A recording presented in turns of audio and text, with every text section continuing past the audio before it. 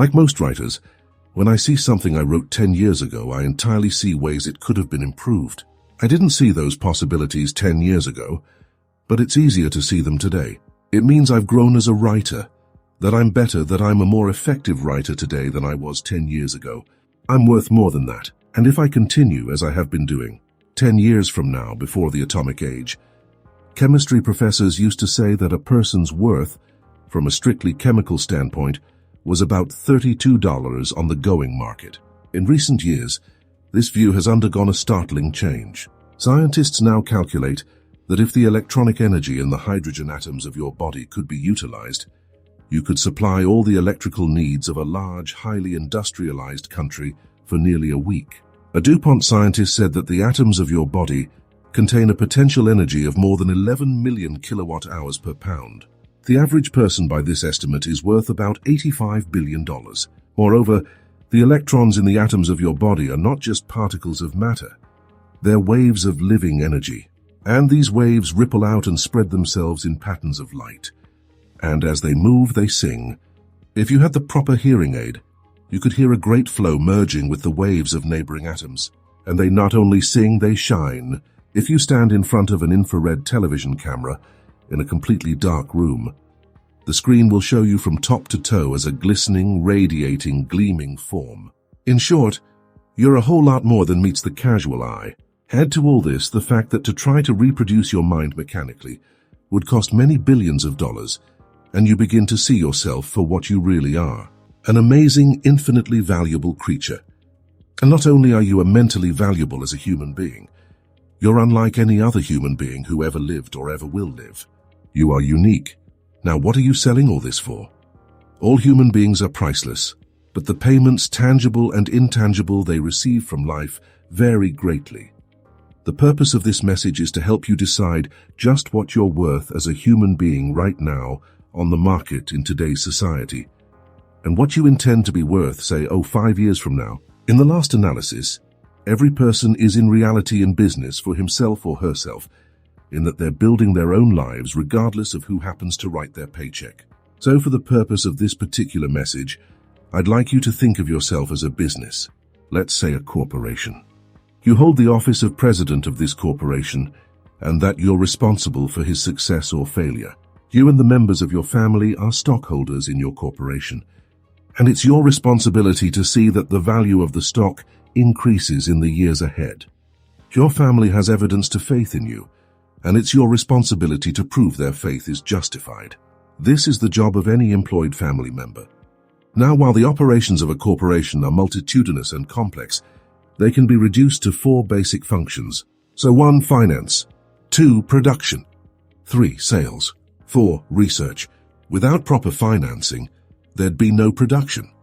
Without production, the company would have nothing to sell. Without sales, it would have to completely stop production. Without research, it could not hope to keep a baster ahead of our rapidly changing times. Now slight any one of these 4 vital functions, and you have it deformed, a crippled company. And if you slight it long enough, you'll commit corporate suicide unless you want to cop out for that average business. We discussed finance, the money part of the whole thing, on another cassette. For now, let's concentrate on research, production, and sales. They are the head, hands, and legs of a company. We could say that the head handles research, the hands take care of production, and the legs handle sales. Cut off any one of these parts, and you're left with a shocked, staggering organization. How many once large companies and trade names can you think of, which became giants and then disappeared entirely from the economic scene? Names which once were world leaders in their fields and are now only memories. They failed to keep in balance these 4 crucial functions. What about research for your personal corporation? Research can be said to exist in 2 areas, present and future. That is, the research of a company should be devoted to ways and means of improving its present products or services, present production, and present sales. Future research is concerned with ways and means of developing new products or services, new methods of production, and new methods of marketing. But while this research is going on, present production must continue at as high a level as sales want. In short, your corporation has 2 factors to consider, the present and the future. How successful we are in meeting these challenges will determine our present profits and our future growth. Now, why are all companies concerned with growth, even when they seem to be doing well today? It's because of a law which operates with companies just as it does with human beings. Nothing in the world stands still. Nothing in the entire universe stands still. A law of physics shows a body in motion tends to remain in motion until acted upon by an outside force. A company which is growing has a tendency to continue to grow. In other words, doing things right. Conversely, a company which is going backwards or shrinking has a tendency to continue to go backwards or shrink until acted upon by an outside force. All responsible company officers know that unless a company is growing, it's developing the first signs of death.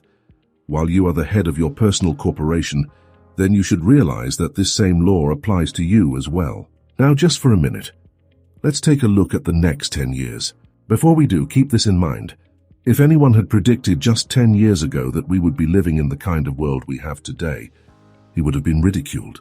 Now, this includes everything from our basic industrial technology to the luxuries and new products we take for granted, along with our present average income. We're reaching a point in the expansion of human knowledge where our advance is more than dynamic, it's explosive. Any prediction for the next 10 years is very likely to be far on the ultra-conservative side.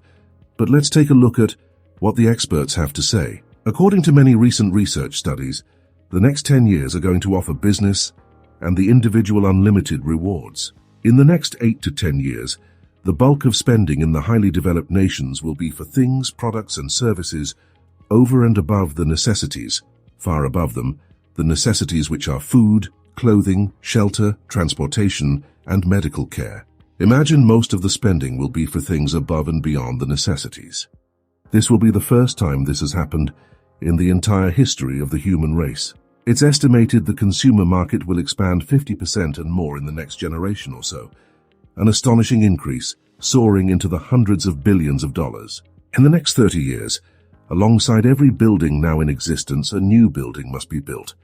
And what about research and development, which is the future of our economy? Today, more money is being spent on R&D in a single year than was spent during the past 150 years. Think a moment. What does all this mean to you in your own individual company, the one of which you are the president? It means your future is unlimited if you'll see yourself in relation to the president and the future. Never before throughout all the centuries of man has a person faced as bright a future as yours. The population too is getting a lot smarter.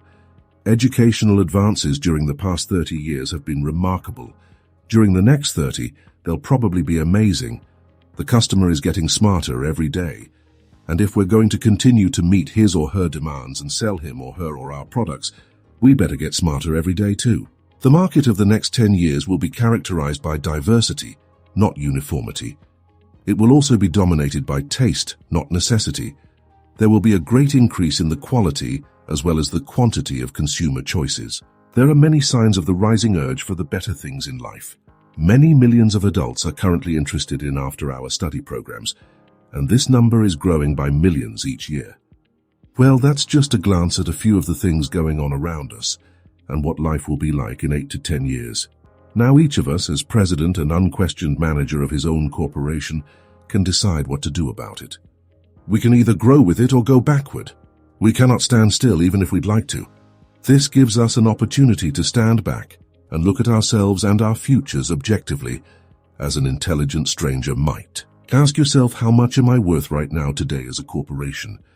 What's my value today to myself, my family, my company? If I were an outside investor, a stranger, would I invest in this corporation? A company growing at the rate of 10% a year will double in size in about 8 years. What attention are you giving to the production of your personal corporation? Can you grow and improve as a person at least 10% a year? Of course you can. In fact, if we go along with the experts' estimates, a person can increase his effectiveness anywhere from 50 to 100% and more within 30 days. Our files are filled with reports from people who exceeded their previous performance to an almost unbelievable extent. People in management and in production who multiplied their effectiveness many times. Students who moved from failing grades to straight A's on the dean's list. People in sales who found they could, through the proper management of their abilities, minds and time, sell as much of their company's products in a single month as they had previously sold in an entire year. Think what that means. It means being 12 times as effective as a human being. And getting back to the law of cause and effect, it means putting out 12 times as much service, which must and will guarantee our receiving eventually 12 times the reward we formerly knew. 12 times the reward. Remember, please, if we do twice as much, we have to receive twice as much, and nothing on earth can keep it from us. And the same thing applies if we triple our effectiveness. You and I know this, everyone should know it, but remember that fully 95% of the people do not know this. Think of the advantage this gives us. It isn't that we want to take advantage of anyone, and we're not, but it dramatically demonstrates the truth of the saying, knowledge is power. You'd be amazed by the great numbers of people who stop learning when school is over. Aside from company manuals and such internal literature, they read very little of anything of real value. The introduction to recorded learning, pioneered by this company, has made substantial gains and is growing rapidly, but has yet only scratched the surface. An ongoing education is vital, if we're to stay vital. There's so much to learn, and our school curriculum touched only a fraction of it. One of the most important subjects is getting along with people. We can only do things. We can only win through people. And that subject isn't taught at all in school. The great ideas we're talking about in this program are seldom taught in the home, and almost never in school. Go through our catalogue of programs carefully, and one by one you can maintain an effective ongoing education program for many years to come. It's true. Knowledge is power. What's more, knowledge shows on our faces, and it's apparent in our speech. It helps us raise our children, get along better with our neighbors and fellow workers. Of all, perhaps it's the greatest motivator in the world. As we learn, our horizons recede. We realize there's more to do and more time in which to do it. Old myths about getting out of action at age 65 disappear, and we realize that as long as we're learning and teaching and growing, it need never stop, and we become more effective with the passage of time. Tomorrow is a brand new day, the great equalizer. No more and less than anyone else on earth can have. Right now, begin to think of ways in which you can begin to increase your effectiveness, raise your production, knowing that by so doing, you're automatically presetting your rewards. Each day that comes to you beginning with tomorrow offers you a clean, brand new page on which to write the story of your life. Forget the past. It's gone. Don't concern yourself with the opportunities you may have missed in the past. This is true of everyone. But reach out and take each new day as it comes and ask yourself, how can I best use this day? You know we're going to run out of them eventually. If we waste an hour of productive time every day, it ends up to about 250 hours a year that our corporation, our plan, is shut down. We can earn nothing with the doors closed. What is your time with an hour? You multiply this by 250, and you can see what you're throwing away. Now, whether your employer pays for this wasted hour or not is unimportant. Life will not pay for it. Learn to enjoy every minute of your life. Be happy now. Don't wait for something outside of yourself to make you happy in the future. As my good friend Wally Amos, a famous Amos chocolate cookie, says, happiness is an inside job. Think how really precious is the time you have this, man, whether it's at work or with your family. Every minute should be enjoyed, savored. A human life is really nothing more than a collection of minutes, hours, and days. These are the building materials, and it's left strictly up to us to determine the kind and size structure we build. You see, a person has a tremendous advantage over even the largest corporation. Think of any large multinational corporation. Can it double its production in a single day? Of course not. It would like to, but its growth must be a gradual, steady thing because of the interconnecting complexities of operating so large an organization. Yet a person can double, triple, quadruple his effectiveness in a month or less. It's like comparing the movement of a single scout to the movement of a great army. How have you been handling the 4 vital functions of your business? Finance, production, sales, research. How much time and effort are you giving to finance? To research? To the study of your work, your career? Can this be improved? What about production? Is there a way in which you can vastly improve the way in which you conduct your work? In sales, how can that be improved? Sales is more than selling a product or service. It's the way in which we sell ourselves to everyone with whom we come in contact. It's the way we get along with our associates, our spouses, our kids, our neighbors. And if our business happens to be selling, how can we see more people every day or improve the effectiveness of every part of our contact? One extra call a day comes to 250 calls a year. How many additional sales could we make with 250 additional contacts? In 5 years, that comes to 1,250 calls we would not otherwise have made. It's the difference between being average or above average. It's the difference between good and great. Taking this new active approach to life brings peace to our minds, absolute security to our future, great new stature as human beings. In this way, we can work toward reaching full maturity. With this attitude toward life, we need never for a moment concern ourselves with its outcome. It will begin to become successful for me, and it will pour abundance to others in the rest of my years.